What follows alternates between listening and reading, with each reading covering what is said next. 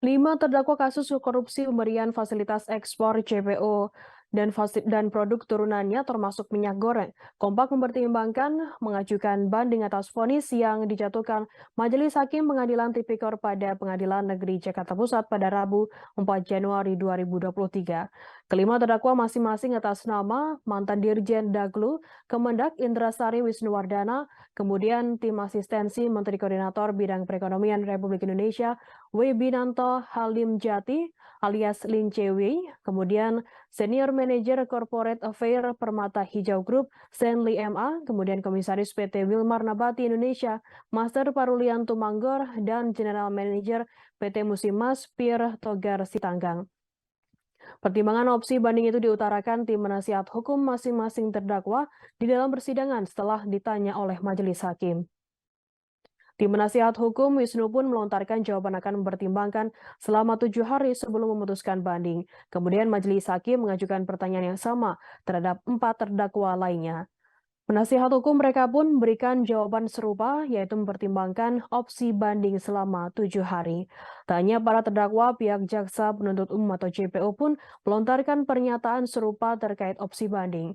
Sebelumnya, 5 terdakwa kasus korupsi pemberian fasilitas ekspor minyak goreng telah divonis hukuman penjara oleh Majelis Hakim pada Rabu 4 Januari di Pengadilan Tipikor Pengadilan Negeri Jakarta Pusat. Kelimanya sama-sama diputuskan bersalah karena dianggap terbukti melakukan tindak pidana korupsi berdasarkan Undang-Undang Pemberantasan Tindak Pidana Korupsi. Majelis Hakim pun menjatuhkan vonis berbeda-beda lagi bagi masing-masing terdakwa, mulai dari 1 tahun hingga 3 tahun penjara. Indrasari Wisnuwardana dijatuhi hukuman 3 tahun penjara. Kemudian Master Parulian dijatuhi hukuman 1 tahun 6 bulan penjara. Lalu Lin Chewei, Stanley MA, dan Pierre divonis 1 tahun penjara. Selain itu majelis hakim pun juga menjatuhkan hukuman berupa denda. Masing-masing dijatuhi hukuman denda 100 juta rupiah atau penjara 2 bulan.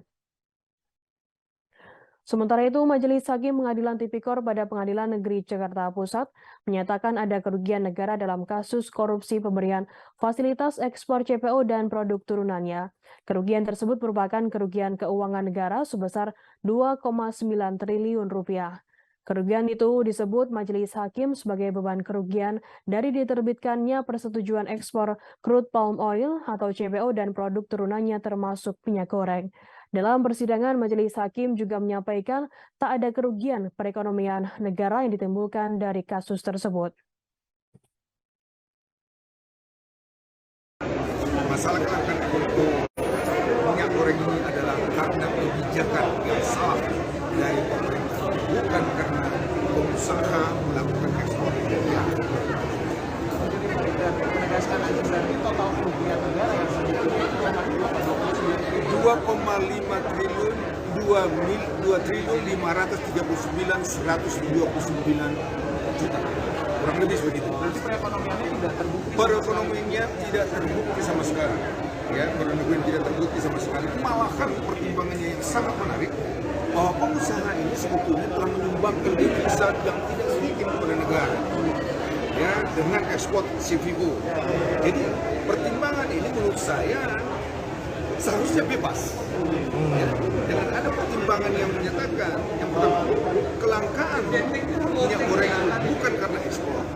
Yang kedua, peran pengusaha ini di dalam minyak goreng ini telah mendatangkan devisa yang tidak sedikit. Ya, yang ketiga dikatakan sebetulnya masalah kelangkaan ini adalah karena kesalahan kebijakan. Ini yang menarik. Terima kasih sudah nonton. Jangan lupa like, subscribe, dan share ya.